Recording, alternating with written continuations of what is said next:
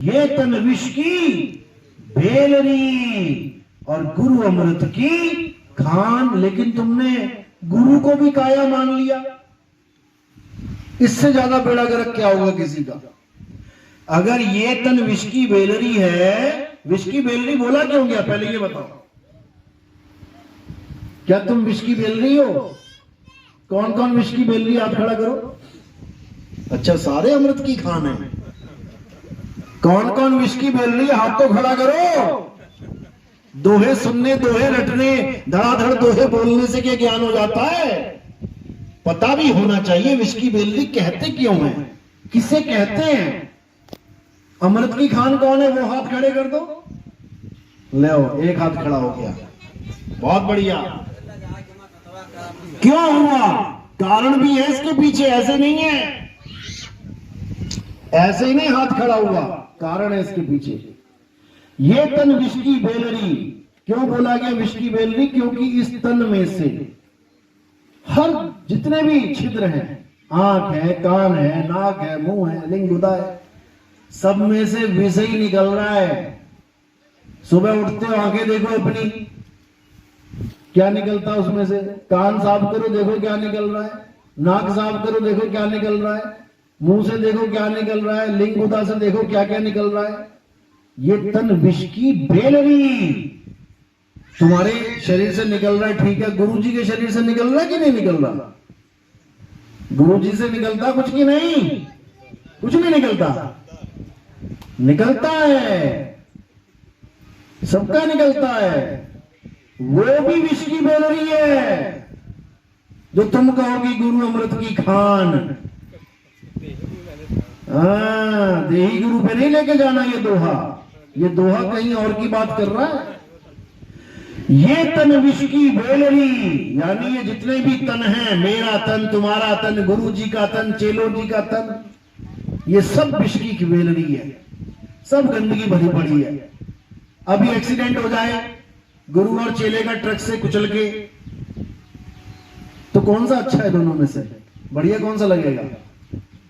ऐसे ही खिलारा पड़ा होगा, चिथड़े पड़े होंगे, लोग ऐसे अरे अरे हम नहीं देख सकते, ना गुरु का ना चेले का, दोनों का एक ही हाल हो जाएगा। अब बताओ कौन अमृत और कौन विष है उसमें से? कौन अमृत है कौन विष है?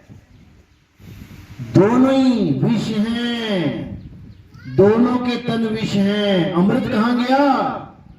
अमृत कहां चला गया? अमृत का मतलब होता है जो कभी मरे ना, अमृत। मृत का मतलब क्या होता है? मृत का मतलब क्या होता है? मर जाना, मुर्दा।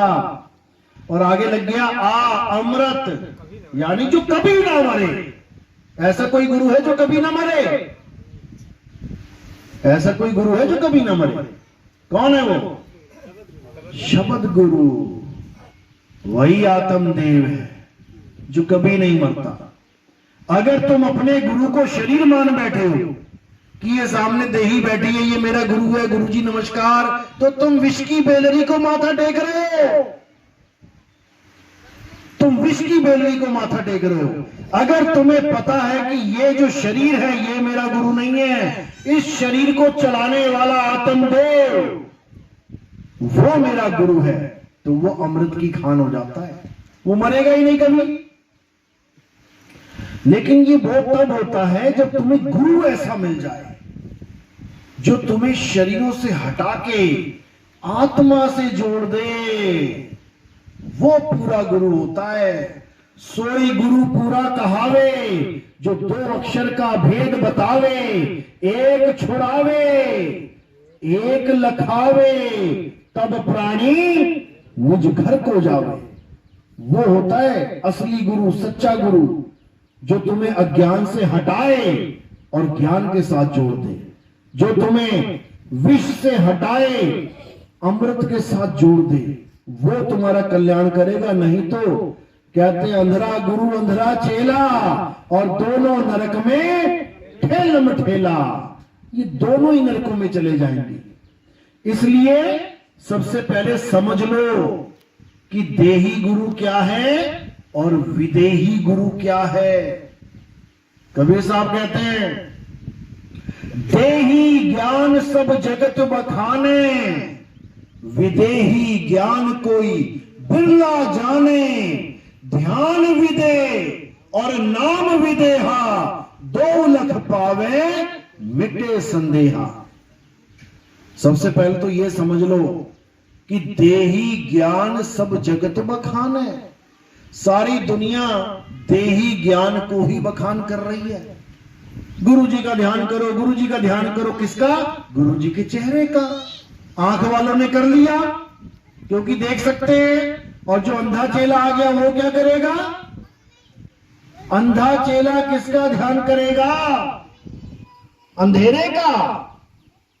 ये सब इंद्री जाल है, ये सब इंद्री ज्ञान है, और परमात्मा का ज्ञान इंद्रियतीत है, इंद्रियों से पार है।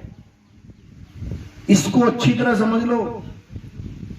देही ज्ञान सब जगत बखाने, विदेही ज्ञान कोई बिरला जाने। ध्यान विदेह, विदेह का मतलब समझ लो क्या होता है? 2 है, एक देह एक विदेह। देह का मतलब होता है काया, काली काया, गोरी काया, भूरी काया, दुनिया भर के रंग है, देखो मैच नहीं हो रहे एक दूसरे के साथ। और विदेह क्या होता है? आत्मा। यानी ऐसा गुरु चाहिए जो काया को तो कर दे किनारे और आत्मा का मुझे ज्ञान दे दे, आत्म ज्ञान दे दे, तब मेरा कल्याण होगा। आत्म ज्ञान का मतलब ये नहीं होता कि गुरुजी ने तुम्हें मंत्र दे दिए जपने के लिए, अब तुम जप रहे हो। इसको आत्म ज्ञान नहीं कहते, इसको मंत्र ज्ञान कहते हैं, अक्षर ज्ञान कहते हैं। आत्म ज्ञान का क्या मतलब होता है? जैसे कोई आत्म कथा लिखे। आत्म कथा यानी पड़ोसी की कथा। किसकी कथा? अपनी कथा। आत्म हत्या का मतलब पड़ोसी की हत्या, अपनी हत्या। आत्म कल्याण का मतलब अपना कल्याण। आत्म रक्षा का मतलब अपनी रक्षा। आत्मनिर्भर का मतलब खुद पे निर्भर, अपने आप पे निर्भर रहना। इसी प्रकार आत्म ज्ञान का मतलब खुद का ज्ञान हो जाना, अपना ज्ञान हो जाना, किसी और का नहीं, किसी मंत्र का नहीं, किसी जंतर का नहीं, किसी तीर्थ व्रत, किसी धर्म का नहीं, अपना ज्ञान हो जाना। आत्म ज्ञान। आत्म ज्ञान बिना नर भटके, यानी अपना ज्ञान तो तुम्हें है नहीं कि तुम एक आत्मा हो और तुम चले हो मंत्र जपने, तुम चले हो मंदिर मस्जिद गुरुद्वारा, तुम चले हो काशी, तुम चले मक्का मदीना।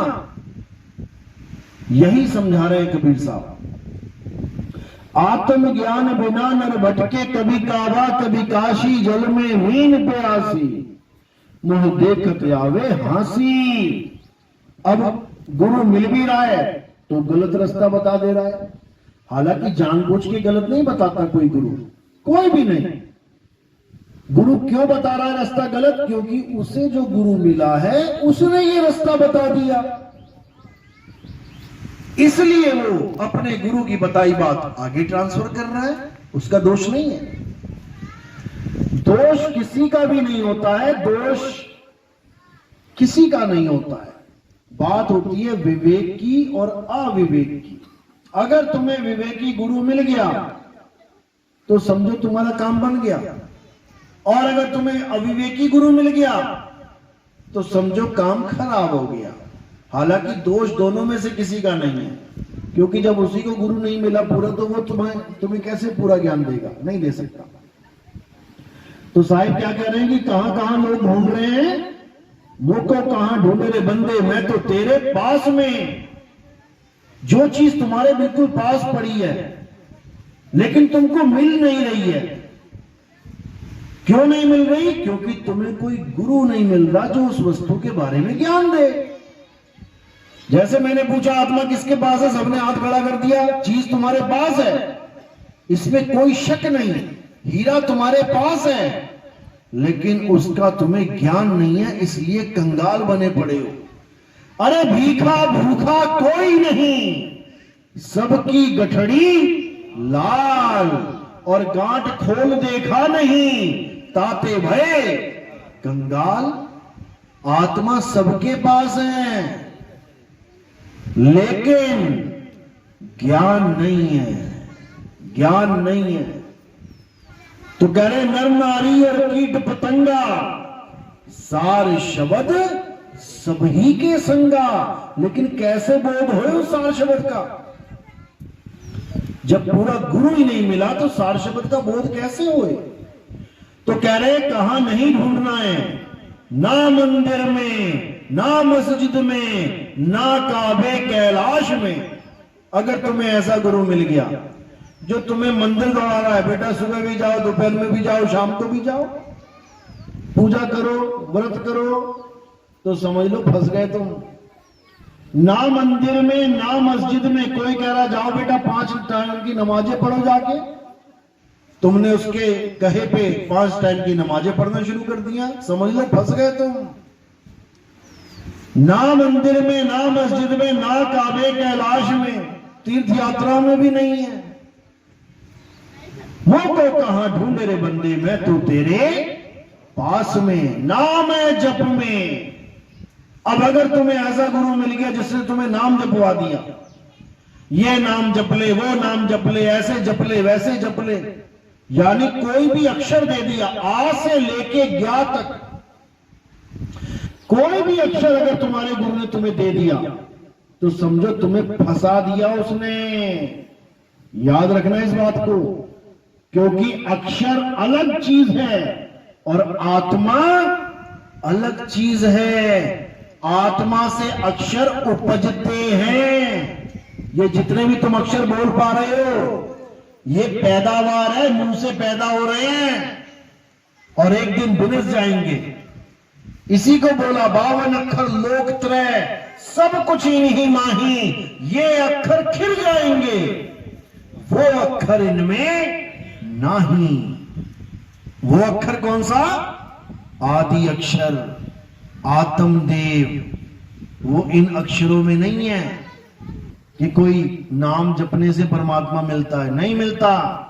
नाम है जप में, नाम है तप में। कोई कहे कि जी सारी उम्र खड़े रहेंगे परमात्मा मिल जाएगा, हाथ खड़े कर लेंगे सारी उम्र परमात्मा मिल जाएगा, पेड़ों से लटक जाएंगे परमात्मा मिल जाएगा, शोलों में कूद जाएंगे परमात्मा मिल जाएगा, नदी में खड़े हो जाएंगे एक टांग पे परमात्मा, नहीं मिलेगा। नाम है जप में, नाम है तप में, ना एकांत निवास में। कोई कहे घर बार छोड़ के जंगल में रहूंगा अकेला तो परमात्मा मिलेगा, नहीं मिलेगा।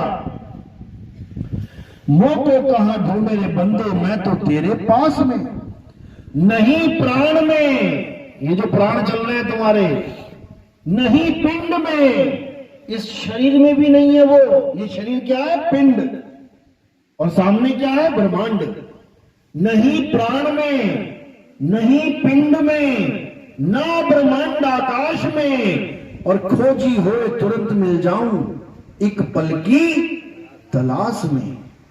ना तो तुम्हारे शरीर के अंदर परमात्मा रहता है कि कोई कहे इस 5 तत्व के ठठरी के अंदर परमात्मा छुपा बैठा, नहीं, नहीं रहता वहां पे। वहां पर जीव, ब्रह्म और माया रहती है। ज्ञान गुदड़ी पढ़ी है ना, कामे ब्रह्म जीव और माया, किसमें? इस ज्ञान गुदड़ी में। ये है गुदड़ी। परमात्मा का नाम लिखा है क्या? नहीं लिखा। अलग पुरुष जब किया वचारा, 184 धागा डारा, 5 तत्व की गुदड़ी बीना, 3 गुणों से थाड़ी कीना, कामे जीव ब्रह्म और माया। परमात्मा कहां गया? परमात्मा कहां चला गया? तामे जीव ब्रह्म और माया, समर्थ कैसा खेल बनाया। परमात्मा इस गुदड़ी में नहीं रहता भैया कि कोई सोचे कि मेरी काया में परमात्मा बैठा है। क्यों? मेरे गुरुजी ने बोला था। तुम्हारे गुरु के कहने से परमात्मा नहीं आ गया इसमें। परमात्मा तो निर्बंध है, वो इस 5 तत्व की जेल में नहीं बैठा। 5 तत्व का पिंजड़ा, तामे बोले कौन, ये 5 तत्व का पिंजड़ा है। पिंजड़े में कौन फंसा होता है? तोता। कैसे फंसाते हैं उसे? पहले आजाद होता है ना, वो दाना चुगने आता है, पकड़ के उसको पिंजड़े में डाल दिया। तो तोता रूपी जीव है, परमात्मा को थोड़ी नहीं पिंजड़े में डाल देगा कोई पकड़ के। यही अज्ञान है। अब एक जीव दूसरे जीव पे भरोसा करके बैठा है। गुरु भी जीव है, चेला भी जीव है। गुरु भी 5 तत्व के पिंजड़े में फंसा है, चेला भी फंसा है। एक बंधन में फंसा, दूसरे बंधन पे विश्वास करके बैठा हुआ है। इसी को बोला कि बंधे को बंधा मिला, छूटे कौन उपाय, कर सेवा निर्बंध की, जो पल में लेट छुड़ाए। बंधे को बंधा मिला, ठीक है, अच्छी बात है, गुरु बनना चाहिए, गुरु होना चाहिए। लेकिन कोई कहे कि गुरु जी मुक्ति देंगे, तो भैया गुरु के बस की बात नहीं है मुक्ति देना। गुरु तुम्हें भेद बताता है मुक्ति का। सेवा को 2 ही भले, एक संत एक राम। राम है दाता मुक्ति का, संत जपावे नाम। अब जपावे नाम बोल दिया तो इसका मतलब ये नहीं कि नाम ही जपना है। जपावे नाम का भाव क्या है? तुम्हें सच्ची विधि बता दे वो, परमात्मा को सिमरण करने की, याद करने की, ना कि नाम जपने की। नाम जप जप के बर्बाद हो गए लोग। कबीर साहब हर जगह यही समझाते हैं कि जप जप के जपी बन गए और तप तप के तपी बन गए। घर बार छोड़कर सन्यासी बन गए। तो जपी तपी सन्यासी, इन तीनों को लताड़ा है कबीर साहब ने अच्छी तरह। तो तुम भी तो यही बने हुए हो, तुम भी नाम जप रहे हो, सुबह शाम नाम जप रहे हो, तुम भी तो जपी बन गए। नाम जपना ही नहीं है, क्या करना है? आत्म बोध करना है, आत्म ज्ञान प्राप्त करना है, आत्म सिद्ध होना है, अपने आप को जानना है कि मैं शरीर नहीं, मैं एक आत्मा हूं। मैं आदमी नहीं, मैं औरत नहीं, मैं एक आत्मा हूं। आदमी और औरत तो 5 तत्व का पुतला है, मैं थोड़ी नहीं हूं 5 तत्व। ये तो पुतला है। इस पुतले को जीवित करने के लिए मुझे उसमें डाल दिया, चल पड़ा पुतला। जैसे ये पंखा चल रहा है, किसकी वजह से? करंट की वजह से। अब करंट पंखा थोड़ी नहीं है, करंट पंखा नहीं है, करंट की वजह से पंखा चल रहा है। इसी प्रकार मैं शरीर नहीं हूं, मेरी वजह से ये शरीर चल रहा है। और जिस दिन मैं शरीर को छोड़ दूंगा, चल के दिखाए, चल के दिखाए। तो मोल किसका है? मोल करो तलवार का और पड़ी रहने दो म्यान। ये ऐसी पड़ी होगी कहीं नाले में, तुम साइकिल पे जा रहे होगे, अटैक आएगा, चलो जी तुम बाहर आ गए, और ये गाड़ी तुम्हारी कहां पड़ी होगी? नाले में पड़ी होगी, लोग निकाल रहे होंगे, अरे भैया मर गया। नहीं मरा, तुम कभी मर ही नहीं सकते। हम ना मरे, मर्म संसारा हमको मिला ज्यावन हारा। जब हमें ऐसा भेदी गुरु मिल गया जिसने मुझे शरीर छोड़ा ही नहीं, मुझे आत्मा ही बना के रख दिया, तो मरेगा कौन? कोई नहीं मरेगा। ये शरीर पहले से ही मरा हुआ है, ये पंखा पहले से ही मरा हुआ है, लेकिन तुम्हें दौड़ता हुआ दिखाई दे रहा है, इसलिए तुम कह रहे हो जिंदा है, जिंदा है। ये तुम्हें लग रहा है कि जिंदा है। अभी बिजली चली जाए, अभी अपनी असलियत पे आ जाएगा ये। तो इसी को समझना है। ऐसे ही तुम्हें ये लग रहा है शरीर, अरे नहीं नहीं, मेरा लड़का तो बात कर रहा है, जिंदा है। मेरा लड़का तो खा रहा है, पी रहा है, जिंदा है। मेरा लड़का तो चल रहा है, जिंदा है। चल नहीं रहा है, चलाया जा रहा है। जीवात्मा के द्वारा